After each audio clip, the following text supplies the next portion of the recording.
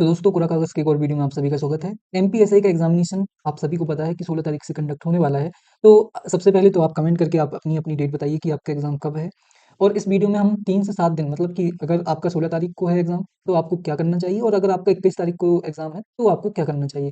इन दोनों चीज़ों पर हम बात करेंगे, लेकिन यहाँ पर मैं अलग-अलग दोनों को नहीं बताऊँगा। सिर्फ़ सीधी-सी बात है कि आपका एग्ज़ाम के लिए आपके पास कम टाइम है। इस कम टाइम में आपको क्या करना चाहिए?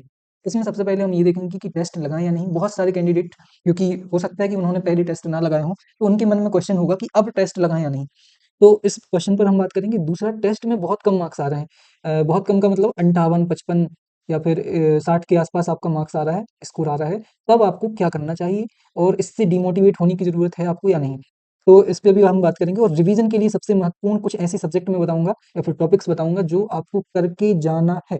मतलब एक चीज़ होती है ना कि आप टाइम और पैसा आपको टाइम और पैसा एक ऐसी जगह पे इन्वेस्ट करना चाहिए जहाँ पर रिटर्न मैक्सिमम से मैक्सिमम मिले आपको। तो मैं सिर्फ़ वही टॉपिक्स आपको बताऊँगा कि अब कम टाइम में आप अपना समय कहाँ पर इन्वेस्ट करें कि आपको फ़ायदा ही मिले, नुकसान ना मिले। तो यहाँ पर हम इन सब चीज़ों पर बात करेंगे। सबसे पहले चलिए बिना कोई देरी किए हम चलते हैं कि टेस्ट लगाना चाहिए आपको या नहीं। तो सबसे पहले उससे पहले आपको पता होना चाहिए कि हम टेस्ट लगाते क्यों हैं? टेस्ट लगाने का रीज़न है कि सबसे पहले अगर आपका टेस्ट में टाइम मैनेजमेंट करना, अगर टाइम मैनेजमेंट ठीक नहीं है तो उसको सुधारने के लिए हम टेस्ट लगाते हैं। दूसरा, अंडरस्टैंडिंग द एग्ज़ाम पैटर्न, अगर एग्ज़ाम पैटर्न के बारे में आपको कुछ भी पता नहीं है, तो वो पैटर्न समझने के लिए हम टेस्ट लगाते हैं। तो यहाँ पर मैं इस पर्टिकुलर एग्ज़ाम की बात करूँ एमपीएसआई की, तो यहाँ पर टाइम मैनेजमेंट की कोई भी ज़रूरत आपको नहीं पड़ेगी। 2 घंटे में 100 क्वेश्चन करने हैं, 2 घंटे में 100 क्वेश्चन करने हैं। इन 100 क्वेश्चन में आप सभी को पता है मैथ्स और रीज़निंग केवल 10-10 मार्क्स की है। इसका मतलब कोई भी ऐसी लेंथी सब्जेक्ट आपके लिए बहुत ज़्यादा नहीं है। इसका मतलब टाइम सफिशिएंट रहेगा आपके पास। दूसरी चीज़, understanding the time exam pattern, तो एग्ज़ाम पैटर्न समझने के लिए आप टेस्ट लगाने की 3 दिन में ज़रूरत नहीं है, क्योंकि आप सभी को पता है 10 सब्जेक्ट हैं, 10 सब्जेक्ट में हो सकता है कि मतलब 10 ही 10 यही होगा कि 10 के 10 सब्जेक्ट में से 10-10 क्वेश्चन पूछे जाएँगे प्रत्येक सब्जेक्ट से। तो ये चीज़ हो गई एग्ज़ाम पैटर्न की बात। तो क्या आप टेस्ट लगाएँ या नहीं? तो मैं बोलूँगा आपको कि अब टेस्ट लगाने की आपको ज़रूरत नहीं है। अगर बिल्कुल भी टेस्ट नहीं लगाए हैं और मन कर रहा है कि टेस्ट लगा लें, तो एक आध टेस्ट लगाइए। एक आध मतलब 1 टेस्ट भी लगा लेंगे आप। उन लोगों की बात कर रहा हूँ मैं जो कि जिनका एग्ज़ाम पहले ही दिन है, या 16 या 17 तारीख को है या 18 तारीख को है, और जो बाद में है जिनका एग्ज़ाम, तो वो लगा सकते हैं, 3-4 टेस्ट लगा लें वो, ठीक है? लेकिन यहाँ पर मैं सिर्फ़ ये बोलना चाह रहा हूँ कि टेस्ट से सीधे क्वेश्चन नहीं आते हैं आपके एग्ज़ाम में। टेस्ट से सीधे क्वेश्चन बन जाएँगे एग्ज़ाम में, ऐसा संभव नहीं है। तो आपको सिर्फ़ ये चीज़ देखनी है कि टेस्ट 1 आध लगा लीजिए, 2-3 लगा लीजिए, बस देखने के लिए कि खुद की तसल्ली के लिए कि एग्ज़ाम में जाने से पहले आपको पता हो कि मैंने टेस्ट लगा लिए हैं, बस। अब दूसरी चीज़ है, टेस्ट में मार्क्स कम आ रहे हैं, जिनके भी मार्क्स कम आ रहे हैं, तो बिल्कुल भी डिमोटिवेट होने की ज़रूरत नहीं है। पहली बात तो मतलब मैक्सिमम टेस्ट सीरीज़ जो बनाने वाले हैं, उन पे टेस्ट बना के नहीं बनती, यही सोचना है आपको। मैं ऐसा उनकी बिल्कुल भी वो नहीं कर रहा हूँ, क्या बोलते हैं, हाँ, कोई भी चीज़, मैं उनकी बिल्कुल भी बुराई नहीं कर रहा हूँ, बट आपको यही सोचना है कि जब आपके नंबर कम आते हैं, तो आपको बस सोचना है कि इन पे टेस्ट बना के नहीं बना है। ये आपको मोटिवेट करेगा अपने आप से। अब मोटिवेट होना बहुत ज़रूरी है इस टाइम पे। अगर आपका स्कोर 58 आ रहा है, तो आप ये मान के चलिए कि जिसका भी आपने टेस्ट लगाया है, उसने बहुत सारे क्वेश्चन ऐसे डाले होंगे जो कि जिनका एग्ज़ाम पैटर्न से कोई संबंध नहीं होगा, और ऐसा जनरली हर टेस्ट सीरीज़ में होता है। अगर मैं टेक्स्ट बुक को छोड़ दूँ तो, टेक्स्ट बुक कभी-कभी अच्छी टेस्ट बनाती है, लेकिन हमेशा नहीं बनाती है। तो यहाँ पर मैं यही बोलना चाहता हूँ कि टेस्ट सीरीज़ के मार्क्स से आपको खुद को कंपेयर नहीं करना है, बिल्कुल भी कंपेयर करने की ज़रूरत नहीं है।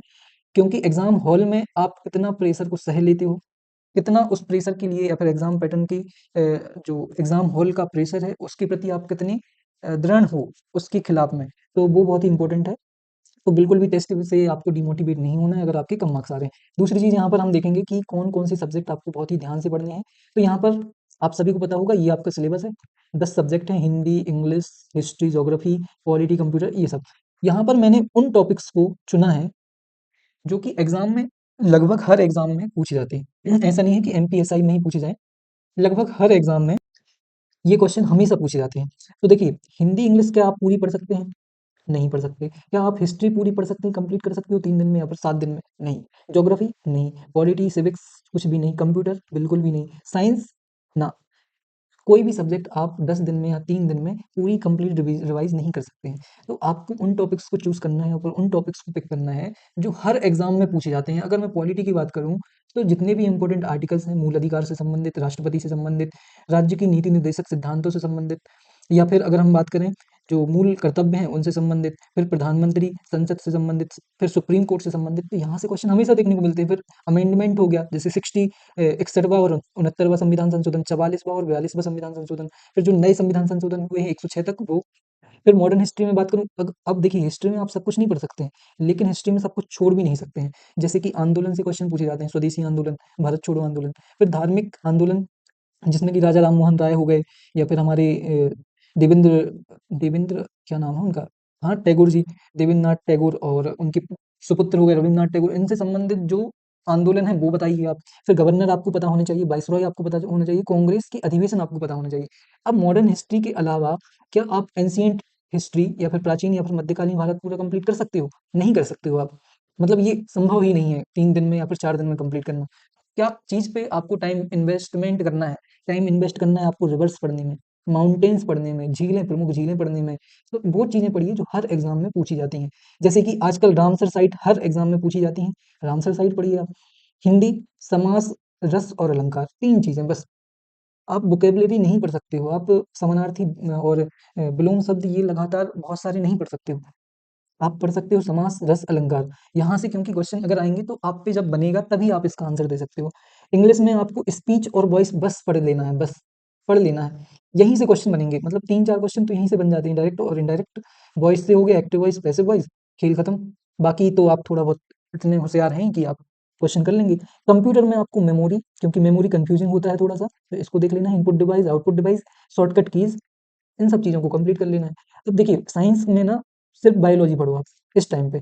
साइंस में केवल बायोलॉजी पढ़ो। बायोलॉजी की अगर आपके पास नोट्स हैं तो बहुत बढ़िया है, क्योंकि नोट्स में आपको क्या-क्या चीज़ें पढ़नी है, आपको पढ़नी है कोशिका, फिर आपको पढ़ना है ऊतक, कोशिका, ऊतक, फिर पढ़ना है आपको मानव शरीर के जितने भी अंग से संबंधित तंत्र हैं, जैसे कि पाचन तंत्र हो गया, श्वसन तंत्र हो गया, फिर आपका हो गया उत्सर्जी तंत्र हो गया।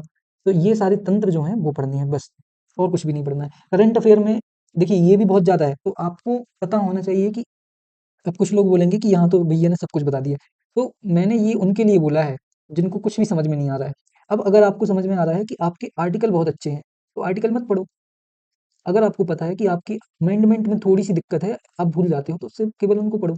अगर आपको पता है कि आंदोलन तो आपको पूरे पता हैं, धार्मिक आंदोलन भी आपको पता है, लेकिन कांग्रेस अधिवेशन में थोड़ी-सी दिक्कत होती है आपको। आपकी कमजोरियाँ केवल आपको पता हैं, मेरी कमजोरियाँ केवल मुझे पता हैं। तो उन कमजोरियों को समझो और केवल उन पे काम करो। अब देखो डिवाइस की बात करूँ मैं, मुझे शॉर्टकट कीज़ में दिक्कत होती है, तो मैं क्या करूँगा? शॉर्टकट कीज़ करूँगा। Input device, output device, memory, इन सब चीज़ों की पढ़ने की मुझे ज़रूरत नहीं पड़ती, तो नहीं पढ़ूँगा मैं। तो ये बोल रहा हूँ मैं कि आपको क्या पढ़ना है, ये आपको डिसाइड करना है, बट सब कुछ नहीं पढ़ना है। अब करंट अफ़ेयर में मैं आपको बता दूँ, करंट अफ़ेयर के लिए स्पीडी मस्ट है, मस्ट। स्पीडी पढ़ो बस, और कुछ मत पढ़ो। स्पीडी में भी क्या पढ़ना है आपको? स्पीडी में आपको पढ़ना है एक्सरसाइज़, जैसे यहाँ मैंने लिखा है, फिर आपको नियुक्तियाँ पढ़ना है, फिर कुछ बुक्स पढ़ लेना आप बस, और 2-3 चीज़ें देख लेना उसमें स्पीडी में, काफ़ी अच्छा दिया होता है, तो वो। रीज़निंग में रीज़निंग और मैथ्स कुछ भी नहीं पढ़िए आप, केवल वो चीज़ें पढ़िए अगर आप पे क्लॉक के क्वेश्चन नहीं बनते हैं, तो क्लॉक कंप्लीट कर लो। अगर आप पे कैलेंडर के क्वेश्चन नहीं बनते, मैंने वो लिखे हैं जो मेरे पे नहीं बनते हैं, कभी-कभी मुझे मतलब रिवाइज़ करके जाना पड़ता है हर एग्ज़ाम के पहले, बन तो जाते हैं, लेकिन एग्ज़ाम के पहले फ़ॉर्मूला रिवाइज़ करना मेरी एक आदत बन गई है, कि मैं इन 2 सब्जेक्ट की को रिवाइज़ करके ज़रूर जाता हूँ। बाकी रीज़निंग में मुझे किसी भी एक क्वेश्चन में गलती मतलब दिक्कत नहीं होती है, मैं नहीं करता हूँ। अब वैसे ही आपको पता होना चाहिए कि आपका और कौन-सा रीज़निंग में ऐसा सब्जेक्ट है, जैसे कि अगर आपका पासा वाला क्वेश्चन गलत होता है, तो भाई पासा करके जाओ ना। तो ये बोल रहा हूँ मैं कि आपको आपकी कमजोरियाँ पता होंगी, उन कमजोरियों के हिसाब से आपको क्या करना है, अपना रिवीज़न करना है। एमपी बिल्कुल छोड़ दीजिए। अगर आप एमपी के स्टूडेंट हैं, तो आपको जितना पढ़ा है आपने वही काफ़ी है। लेकिन मैं बोल रहा हूँ कि जब आपको पता है कि मैक्सिमम रिटर्न आपको यहाँ से मिलने वाला है, एमपी से क्वेश्चन अगर आएँगे भी तो 20 इतने ही आएँगे। और उनमें से भी मैक्सिमम आप क्योंकि तुक्के भी मारने हैं आपको, तो ये आप फिर भी कर लेंगे। लेकिन जो अदर सब्जेक्ट हैं, वहाँ पर संभावनाएँ ज़्यादा हैं अच्छा स्कोर करने की, तो उन पर ज़्यादा ध्यान दो। तो ये हो गए हमारे इम्पोर्टेंट टॉपिक्स। अब अगर आपको कोई भी लगता है कि कोई और कमेंट मतलब कोई टॉपिक मैंने छोड़ दिया है, तो प्लीज़ कमेंट करके बताइए। उन टॉपिक्स की लिस्ट बनाओ और कमेंट करके बताओ कि क्या कोई टॉपिक मैंने छोड़ा है, जो कि बहुत इम्पोर्टेंट है, तो उससे मुझे भी पता चल जाएगा और दूसरे कैंडिडेट्स को भी पता चल जाएगा।